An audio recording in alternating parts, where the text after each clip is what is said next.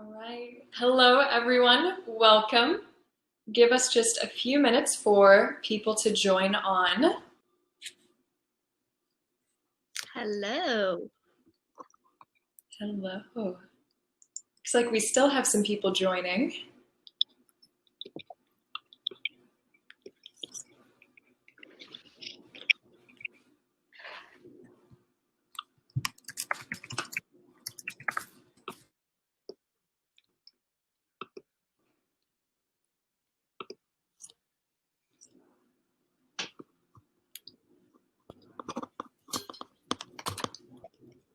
We can give people maybe like another minute or so. Make sure panel speakers are joining us.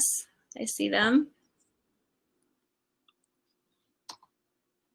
Perfect.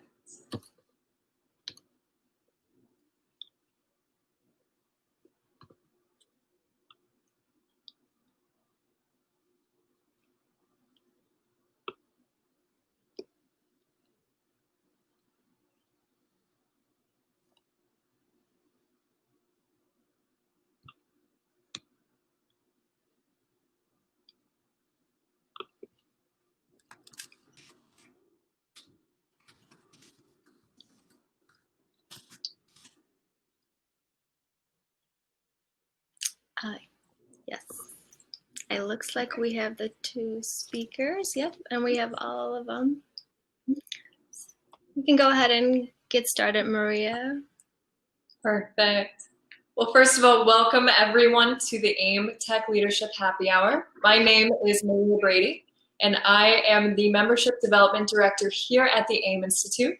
For the next hour, I will also be your moderator. So you will see me periodically as I introduce speakers and transition us in between each video presentation.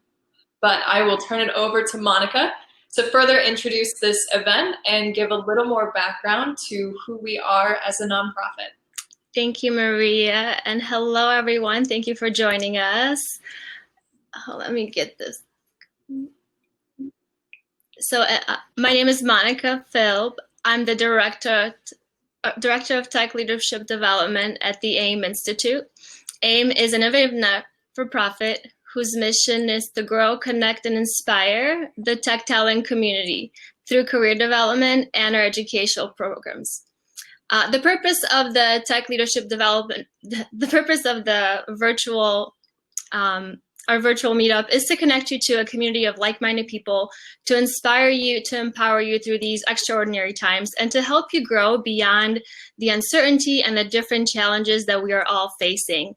And as we all know, technology is leading the way, and that's why it's so important to have these conversations, to share what other tech leaders in the community are doing and how we can help one another. And we have some great guests for you guys today, this evening. Thanks to the technology, we even have a guest joining us from the UK. Each speaker will have about 10 minutes to share with the group. And if you have any questions, please type them in the chat box, and the speaker will have the time to answer them after their presentation. And again, this is a community event, so we encourage you to share any announcements in the chat box. So let's go ahead and get started. So Somi Arian is joining us from the UK. She is the tech philosopher, award-winning filmmaker, author, entrepreneur, and a LinkedIn top voice from the UK. Somi, are you able to join us? Adding her now.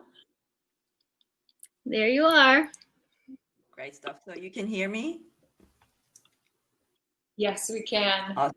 Thank you so much for joining us, and feel free to begin. Thanks for having me. Can I share my screen? So let me share my screen here. Application.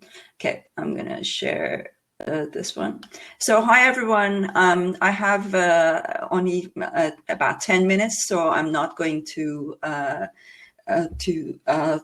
take a long time. Hopefully, I try my best to keep it to give you just the headlines of the concept that I'm going to share with you tonight. Well, tonight for me, for you guys maybe today.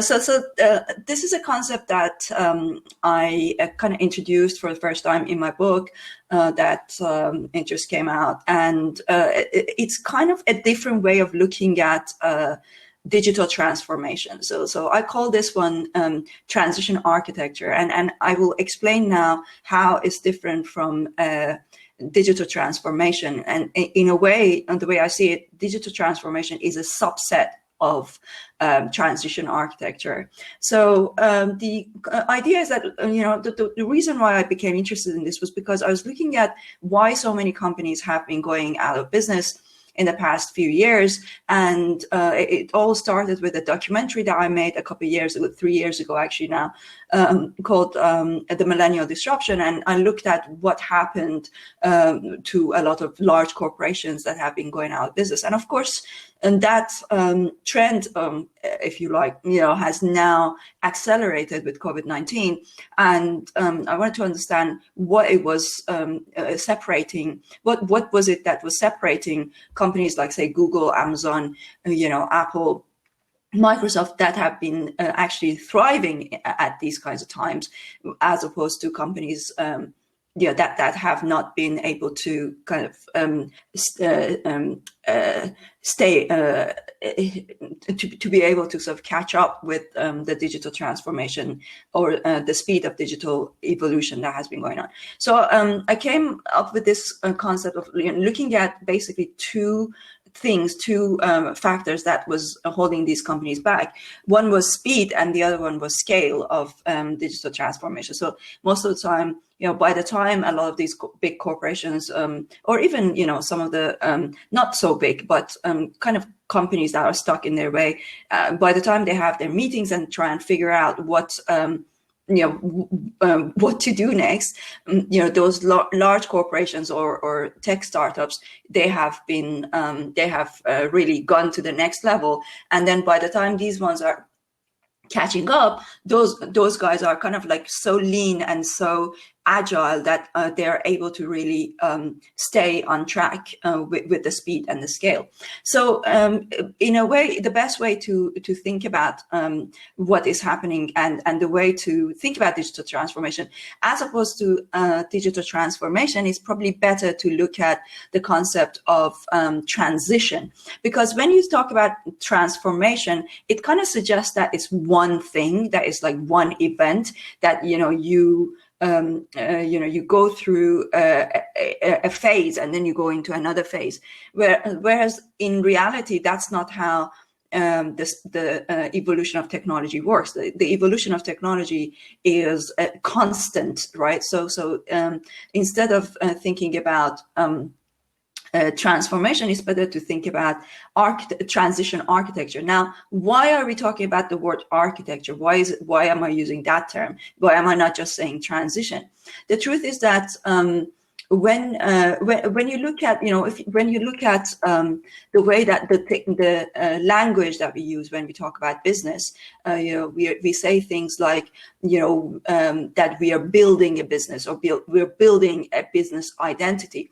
So we talk about the structure of a business, right? So always we're using these terminology because we are kind of looking at our businesses, our companies in a metaphoric sense. We are thinking of them as some kind of building, So and when we look at the larger corporations, and in the same sense, you could also say we used to think of it, or many people still think that way about their career. So whether it's about your business, whether it's about your career, we are always imagining this kind of structure that has strong foundations.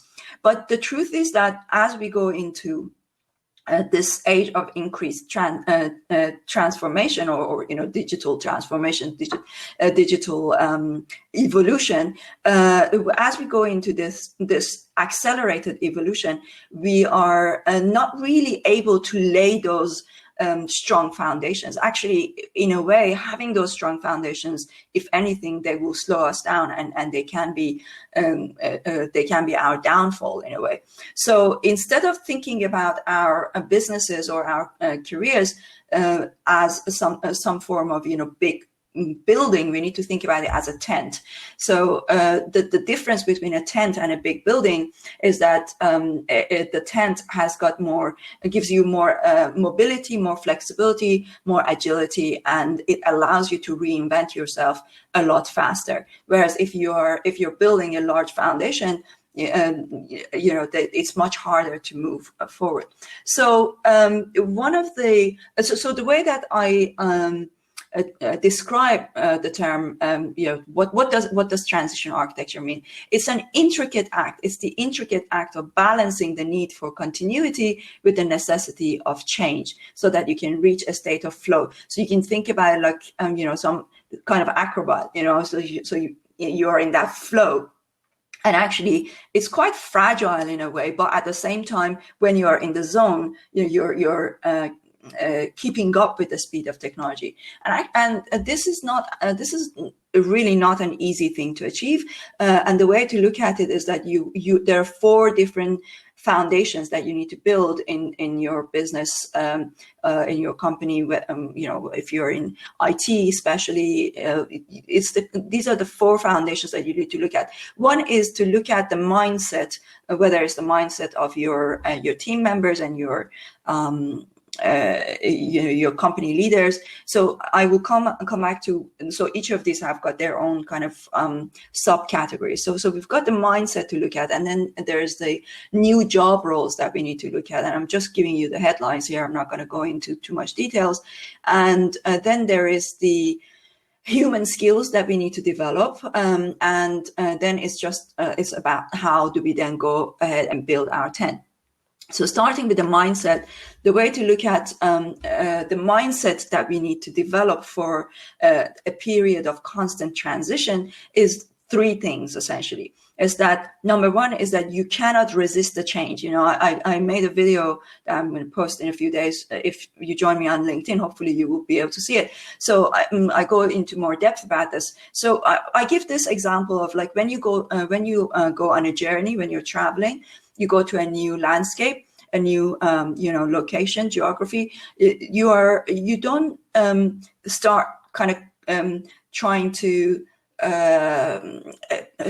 resist, to try and say, like, I don't like the food in this culture, or I don't like the weather here. Because what happens if you do that, if you resist that change, you're basically ruining your own journey, right? So the number 1 thing is, as we step into this digital transformation or digital evolution journey, is to make sure that we do not resist the change and we don't judge it, So I think, because the problem is that by the time that is spent judging the new landscape, that time it could be better used to actually try and adapt to that change. And finally, this is a mistake that a lot of companies make, is that once that's kind of why I don't like the term a digital transformation, because it kind of feels like, okay, we've now arrived at the next level of transformation, or the next phase of transformation. So now we can kind of relax and be more comfortable in our place. And then you risk kind of becoming complacent, because we really can't afford to be attached to any new conditions. You always have to be on the lookout for the next thing around the corner.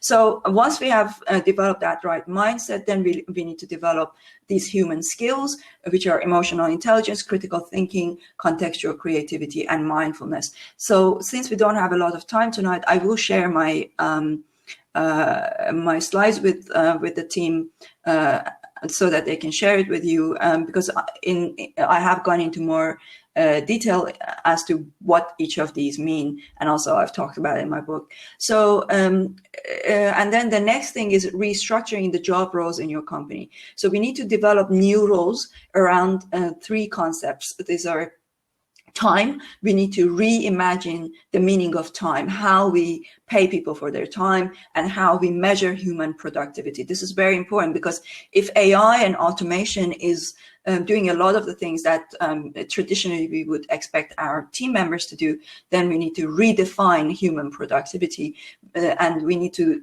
build roles within companies that are specifically designed to help us with this transition. And we also need to develop roles that help people develop a healthy relationship with machines, so with the AI agents.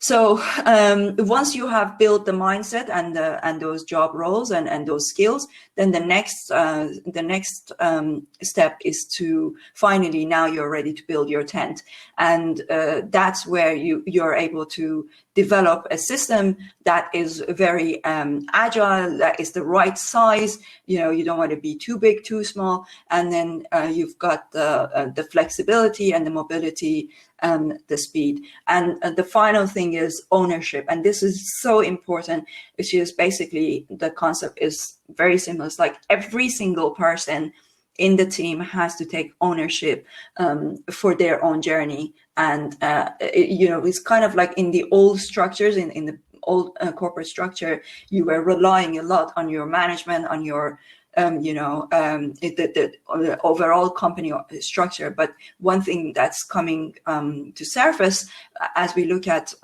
living in this digital age and as we integrate with artificial intelligence is the need for taking ownership of your relationship with technology and with your role in a company.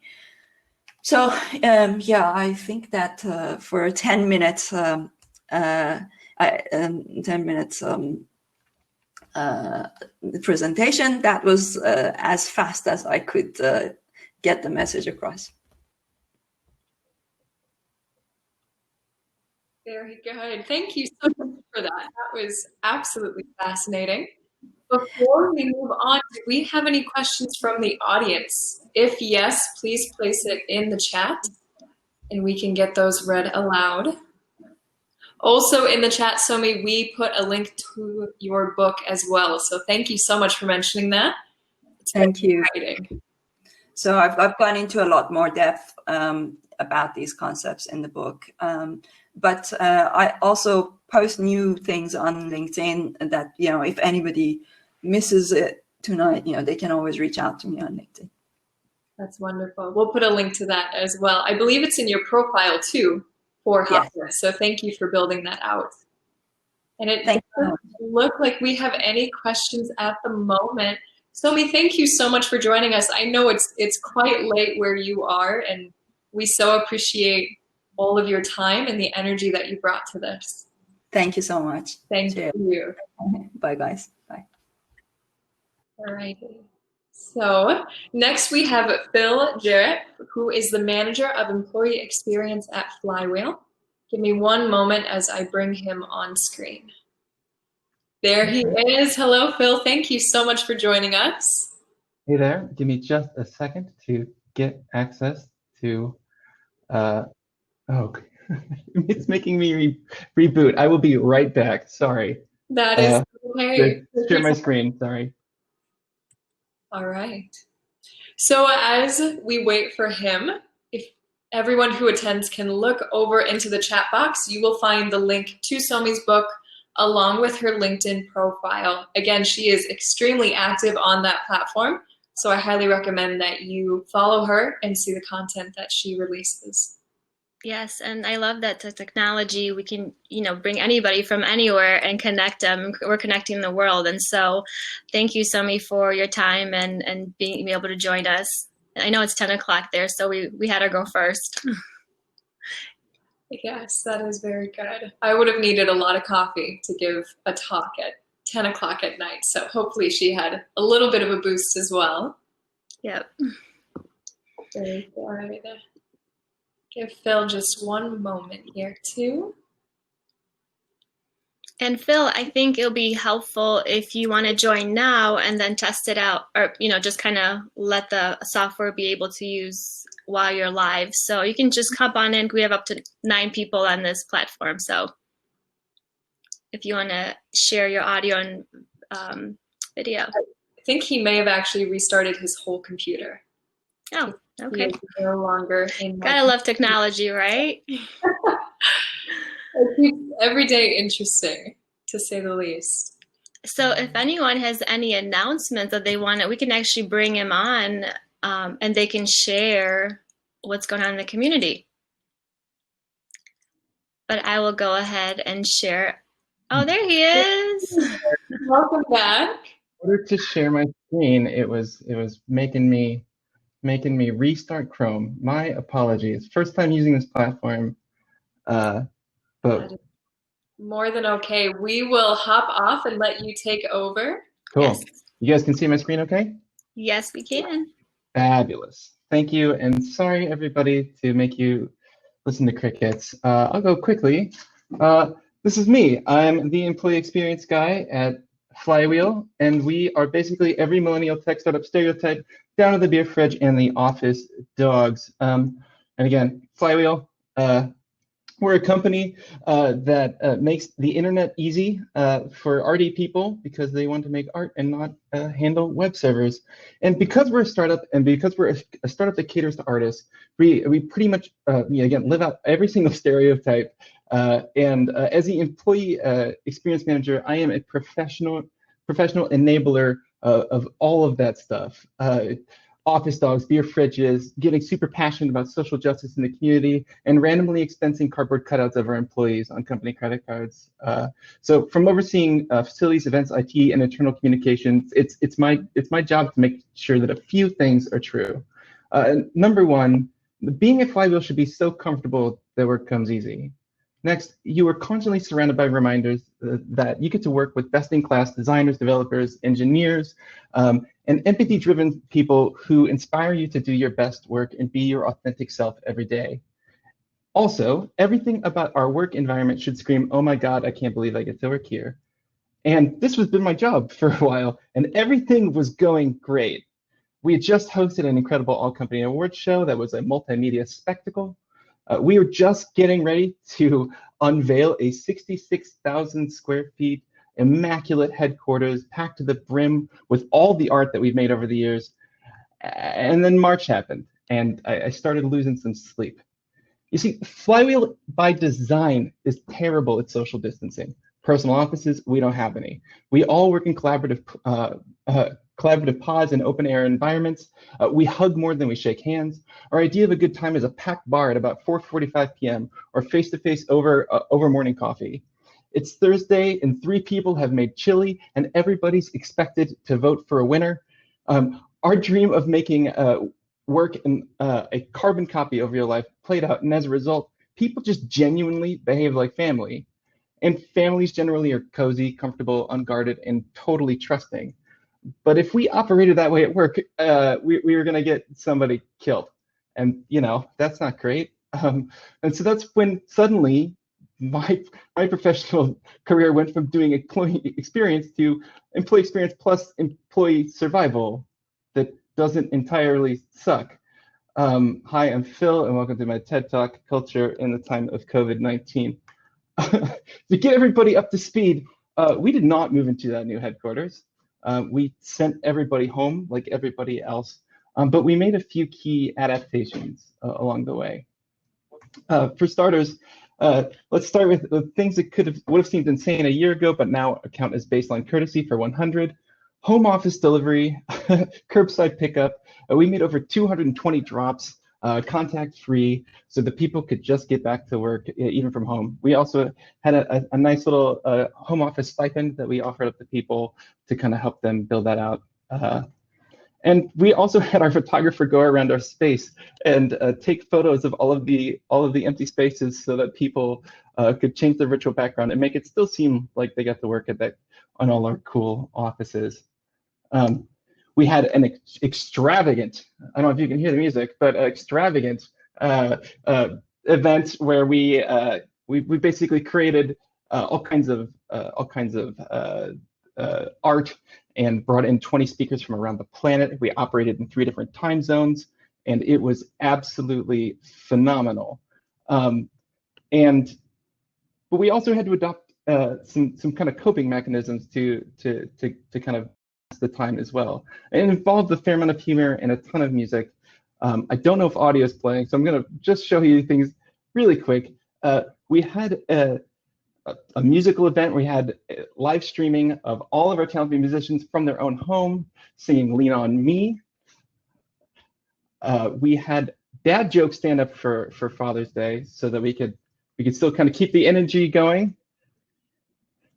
complete with snare drum sound effects. But what you guys are probably most interested in, and I know the thing that's on everybody's mind right now, is how do we return to the office? Like all the cute Zoom stuff, it was fun while it lasted, but like we're all kind of losing our minds now. And so the question du jour is like, when is it safe to go back to the office? And you have to put safe in quotation marks here, because until we have a vaccine or we don't have the virus in the community, the best we can be is less dangerous. And one of the core values of Flywheel is we are data informed. So we went hunting for local health metrics. And what we were actually looking for was how much COVID is out in the community right now. And if there is a metric, like when we do, like what is that number where we feel safe enough to open our doors again? And we were able to come across something that's called the Pandemic Relief Acceleration Model, or PRAM for short, which is laid out by the University of Nebraska Medical Center. This came to my attention. The Omaha Chamber of Commerce published an incredible document called We Rise. That was the spark that kind of led us to identify a handful of key metrics for Douglas County, which is of course where we work, and what a threshold might be in terms of density of COVID in the community where you could come to work and still have things be relatively safe. Again, safe. And in this case, what we really mean by safe is a concentration of COVID in town that is so insubstantial that the likelihood of anybody catching it and coming into work is extremely low. And here's how they measure that. Of the people getting tested for COVID in any given day, 5% or fewer are testing positive. That is a healthy benchmark where we know that things are in a good place. Just as a point of comparison, today we hit 11%.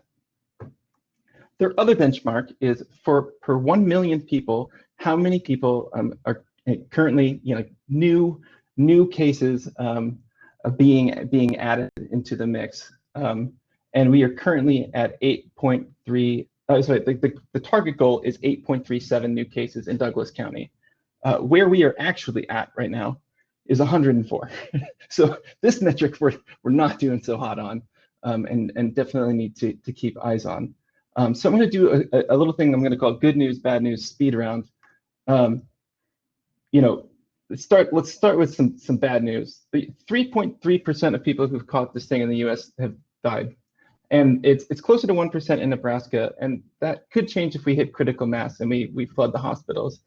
And even at a lower number, right, like 1%, if that happened in your company, being party to the loss of a couple coworkers, I don't think is a price that any of us would be willing to pay for better natural light, a kid-free zone and free coffee. And here's another good news, right? Like we have this big, beautiful, amazing space. It's 66,000 square feet, and that's roughly 250 square feet per person. But my office was not designed for freestanding people with a 50-foot circle extending from them. And that's generally not how people like to work. They want to huddle up and work together. They want to write on the same marker boards and point at stuff on each other's screens. So the office is way less safe than staying at home. And the CDC has more or less said, hey, don't work in the office unless your business can't run without it. And our business has been fine. And another bit of bad news, a recent cardiology study shows that 78 out of 100 people diagnosed with COVID-19 had cardiac abnormalities with their heart when their heart was imaged about 10 weeks later. Most often just inflammation in the heart muscle. Like this is messing people up. And these are people that we see on a day-to-day basis. And the idea of something happening to them is genuinely terrifying. Like our teams love each other. And the moment they start seeing photos of their teammates back in the office, they're gonna wanna come in, even if they know that their hearts, know in their heart of hearts that this could be deadly. And that's the scariest thing about COVID and planning around it is it's totally invisible. Because life looks normal, it's easy to assume that it is. But behind the scenes, 1 out of 3 people who get COVID experience neurological symptoms. And we also know that one of the challenges of returning back to the office is the power dynamics that are at play, right? Employees might start to feel pressure to come in the office, when they'd rather not do if they know that their manager is always there. We have this natural human tendency to reach out to the people immediate immediately around us for feedback. So when it's a choice between tapping somebody on the shoulder or trying to negotiate a scheduled video chat, we're going to take the path of least resistance, right? And people working from home run the risk of being boxed out of decision making, might wind up feeling just boxed out of career advancement. And yeah, 20% of people who get this thing end up doing a hospital stay. The average tab without insurance is almost $80,000, and if you're insured, you're still on average out $20K. We're not comfortable making somebody deal with that, but we also know like this current state like can't last for forever. So our plan consists of a handful of things, but if you wanted to break it down, it's a couple core tenets, and I'll go through these pretty quickly. Communication, just letting us know where you are, when you've been, if you're safe. And collaboration, we all kind of agree to a set of just key principles and safety guidelines in order to make sure this works. We have a principle at Flywheel called the Fui. It stands for don't F it up for everybody else. It's been a guiding principle, and this is just the high stakes edition of that. But to quickly kind of go over what reopening looks like, we've got more or less four phases. One of them is pre-flight, something we call the glass box model, and that'll make a lot more sense in a second. And I'll kind of walk through these other phases as we get to them. But let's talk about what it takes to kind of get to this next model. And again, this is the first model where we actually think about bringing people back into the office. Using that PRAM metric I showed you earlier, when we know that the percent of positive cases is less than 10% for 2 weeks, we know that things are going. There has not been a sudden spike in new cases. But 1 in 10 is like still a high number, right? And the PRAM recommendation for this is 5% for full office reopen. But we're also not proposing a full office reopen here. We're talking about something, again, called the glass box model, well, because our conference rooms look like glass boxes. And on the floor plan, it looks something like this. Every conference room is effectively a bookable space. The general rules here, and this gets us up to 64 people who can kind of step into work for a day, and it's 1 day booking. This is not your desk. You don't set up shop here. It is just a temporary relief for you. And the ground rules around these use of these spaces are this: you agree to use our safety standards to unlock room booking. You wear a mask over your mouth and nose in all open air environments. 1 person per space, and only for reserved times. Doors must remain closed, and solo lunch happens in your space or outside.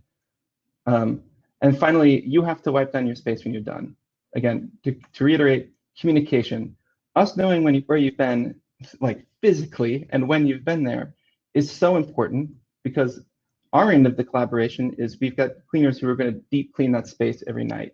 We're making sure that all of our ventilation systems are using the right kind of HEPA filtration and ionizing the air and things like that before you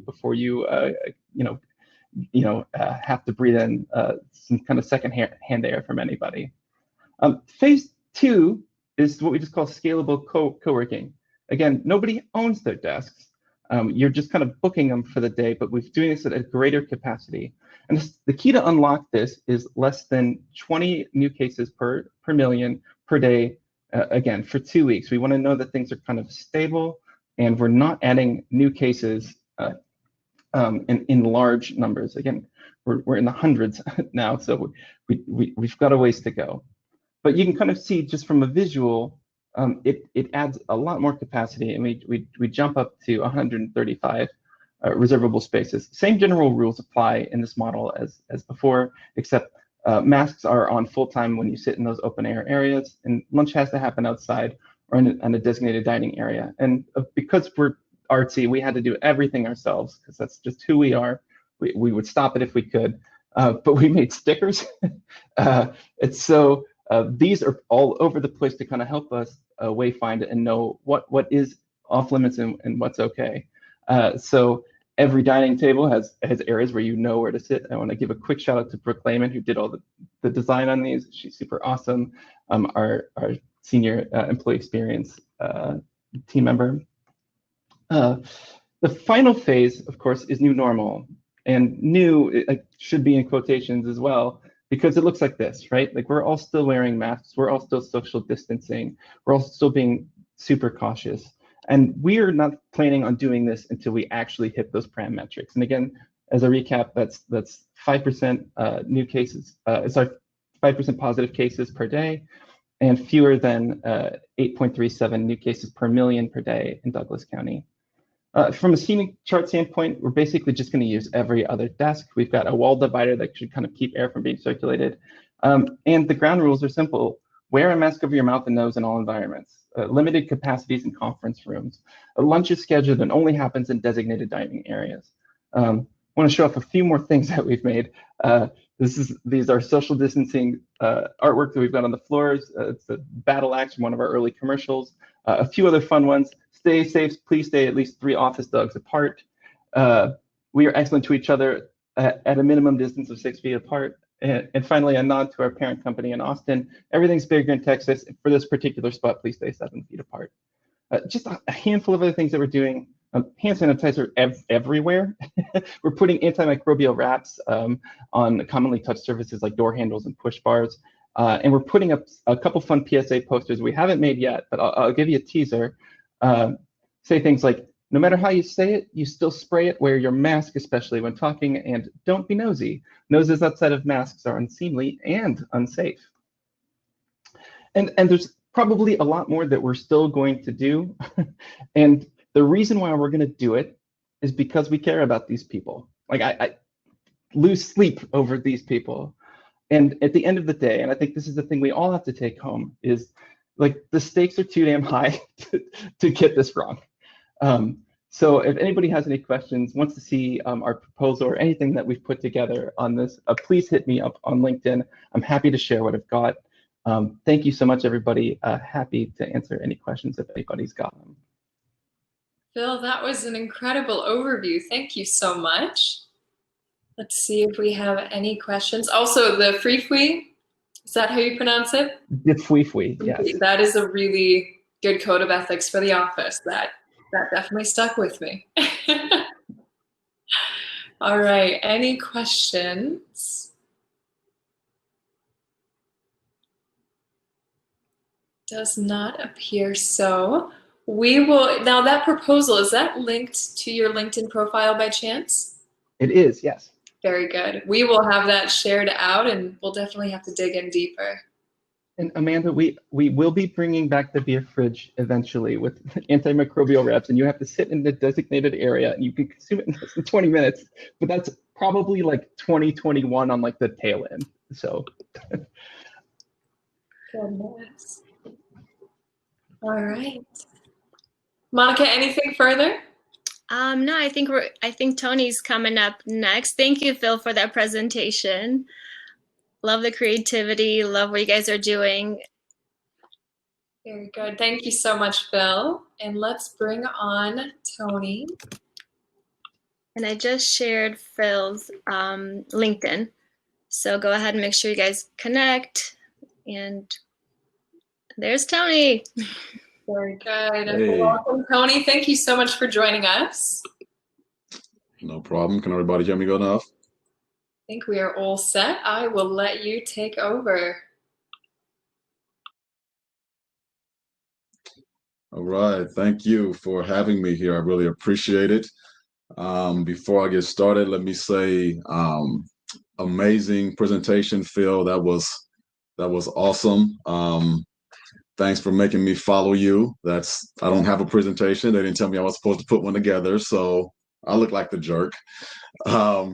But I hope everyone is having a great day. It is a beautiful Thursday outside. It's sunny outside, and we got one more day to the weekend. Yes, hallelujah. Thank you, Jesus. But yeah, my name is Tony Veland, and I am the Director of Community Engagement with the AIM Institute. I've been with us for the last 2.5 years. And my role has been to go out to organizations and companies and promote our programs, promote our services, talk about the impact that we're actually having in business and in community. I also wear the business, which means I am trying to bring on new partners and to donate to our causes. And it's been a great 2.5 years. I love what we do. Our mission is great. And the fact that we do something every day that benefits somebody who needs it is an amazing thing. So what have we done to adjust towards COVID? Honestly, I want to say we're going to follow everything Flywheel is doing. That's what I feel like we need to be saying, because they seem like they have some amazing things that are happening. But what I will say is COVID really shook us a little bit. When COVID hit, we had a number of things that were going on, probably 3 or 4 different classes going on, Leadership Academy, a custom class. We had a class going on within our high schools. We had our free youth tech programs that we were offering. And we were right in the midst of finishing outreach for Infotech. We were about a month away, kind of on the downhill stretch. So when this happened, it was a little crazy. And a weekend, we're thinking, okay, this is serious, but I think we're going to be okay. But then 2 weeks in, and the boss comes in and says, go home and don't come back until we tell you to come back. We knew this was really serious. And considering the way that we do business, we basically work, in essence, kind of like a school. We deliver all of our curriculum in person, face-to-face, hands-on. And when everything shut down, that pretty much put us at a standstill. So we kind of had to have a coming to Jesus moment and decide what we were going to do. And it was really, very common sense. The only thing that we could do was take everything virtual. We're talking about all of our programs, our events, our academies, our code school, everything. And we had 2 distinct advantages that kind of helped us while we were doing that. The first one was we had started to create an online class for our AIM Code School about 1.5 years ago. Now, it wasn't complete, but we had started it. We had a template. We had already kind of thought out the process of what it would take to deliver it. And so it was basically going back to that, finishing that template and utilizing it for all of our other classes. And so that actually worked pretty well for us. The other advantage that we had was we just have an amazing team. We had an amazing team of motivated people who wanted to make sure that we could make this transition as seamless as possible. So they put their head down and they went to work. How can we deliver our events digitally and virtually, which we're looking at right now? How can we deliver our academies, advanced leaders and emerging leaders, virtually, which we are doing right now? How can we do that with AIM Code School, which we are doing right now? And we were able to put something together. Now, we didn't go quite as fast as we would like to, but we did actually go pretty quick. And it was an amazing thing because we showed that even in the midst of everything that's going on, that we could pivot quickly and we could do the things that it was going to take to continue to serve our market. And we knew that we had to have some urgency with what was going on. COVID has been horrible for everybody. The worst thing is obviously people are losing lives. But the second thing is that there are a lot of jobs out there that have been lost. And we're not talking about the people who are furloughed, where sooner or later they're going to get their jobs back. We're talking about those individuals that, they're probably not going to have a position with that company any longer in the future. And so that presented an opportunity for us, with our mission being to get more people into the tech space. This gives us the chance to offer our services to these individuals in their time of need.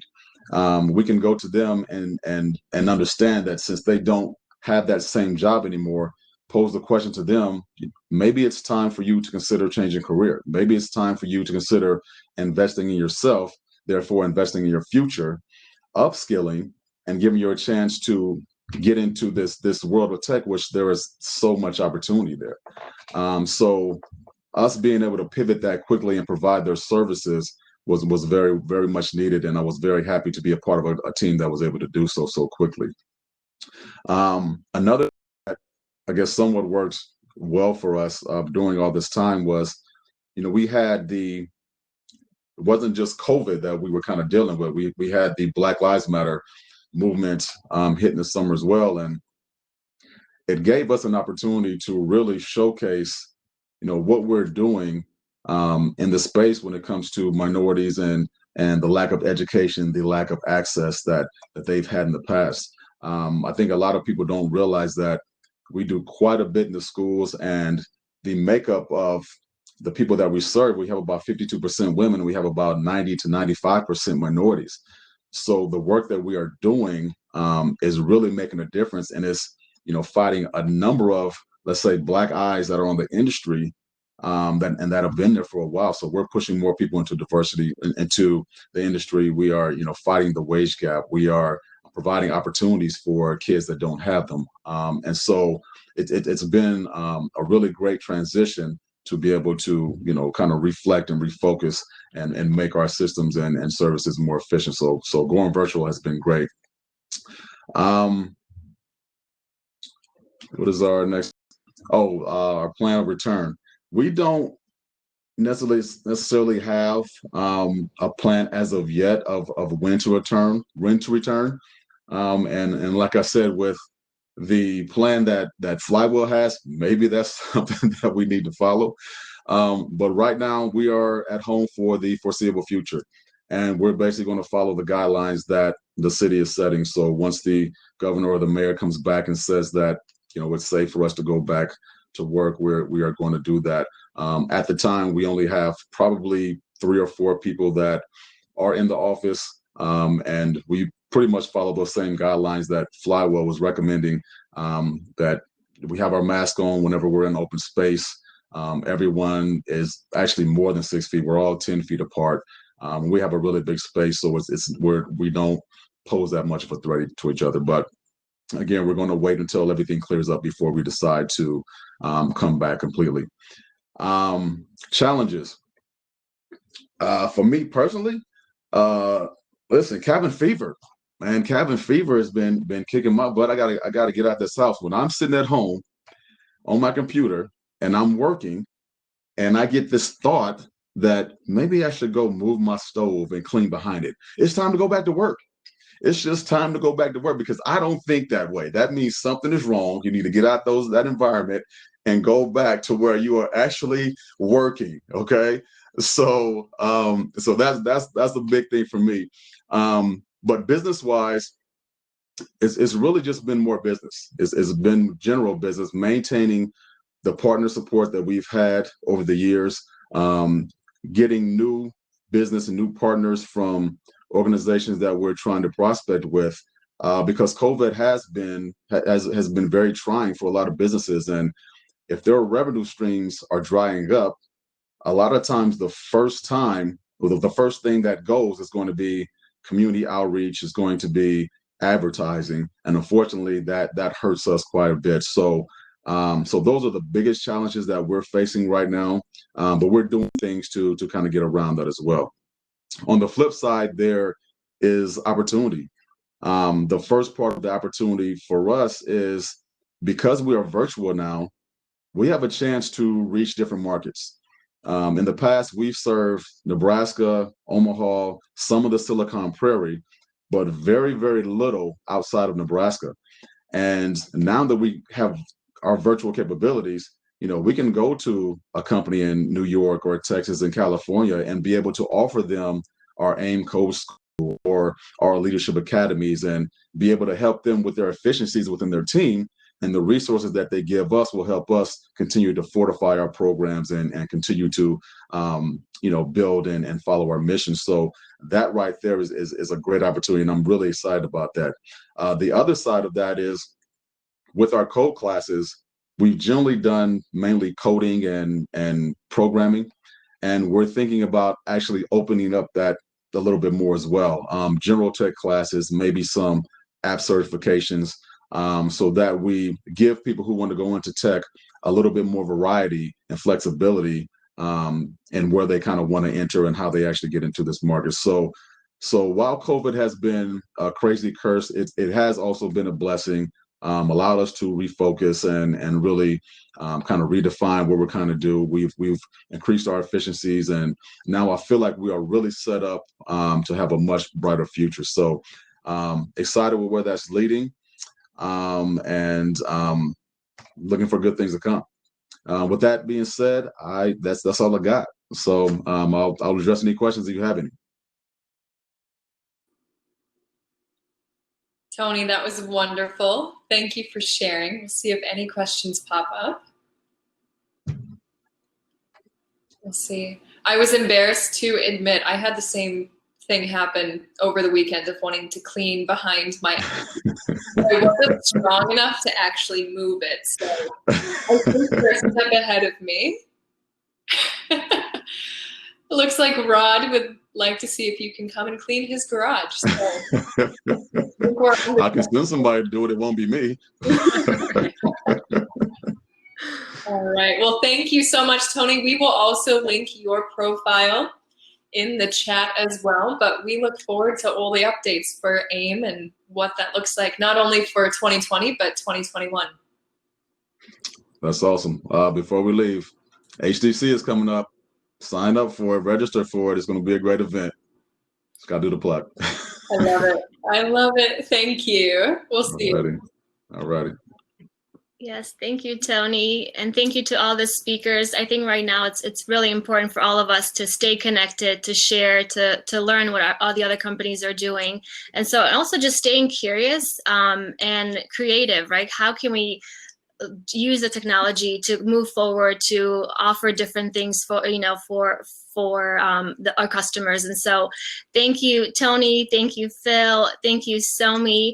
Again, think of all the different people that you can be reaching out to and connecting with virtually. Now it's a great opportunity because of everyone's virtual and everyone's in the same thing all around the world. It's not just in the Midwest.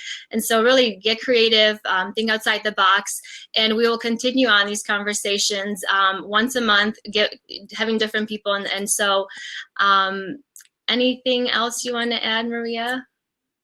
I would say, first of all, thank you. I don't, let's see. Engagement. We do have a networking portion to our event that will be open for a few more minutes. It's kind of networking roulette, so you can go in and meet people, speak to them, and maybe follow up with them after. So I encourage you to go and visit that. But otherwise, stay safe and healthy, and we will see you all next month. Yes. Thank you, everyone. Thank you.